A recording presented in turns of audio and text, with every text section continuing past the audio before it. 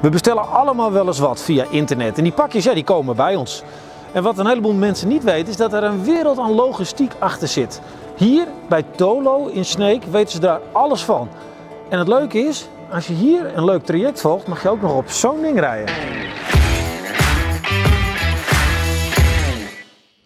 Nou, zit hier meneer. Hey Klaas. Vertel eens over Tolo. Wat is dat voor traject? Toekomst in logistiek, daar staat Tolo voor. Dat is een initiatief van een aantal partijen. Het is een BBL-opleiding en dat staat voor 1 dag naar school en 4 dagen werken in principe. En is er een baangarantie?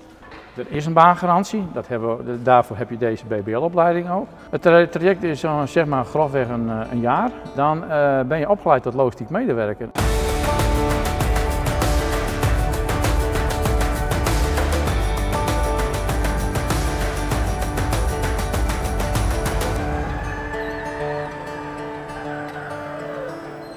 Waarom heb jij ervoor gekozen om deze opleiding te doen?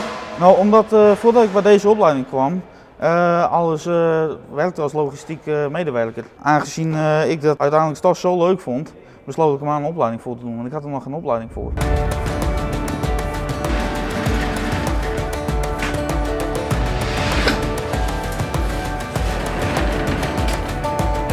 Ja, Timo, hoe ben je hier terechtgekomen?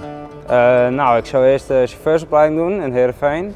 Ja, omdat ik nog zo jong ben, ik ben 16 jaar, gaat het niet lukken. Dus toen kwam ik dit tegen. Eerst logistiek, En dan chauffeur en dan rijden. en dan vlam in de pijp. Ja, inderdaad.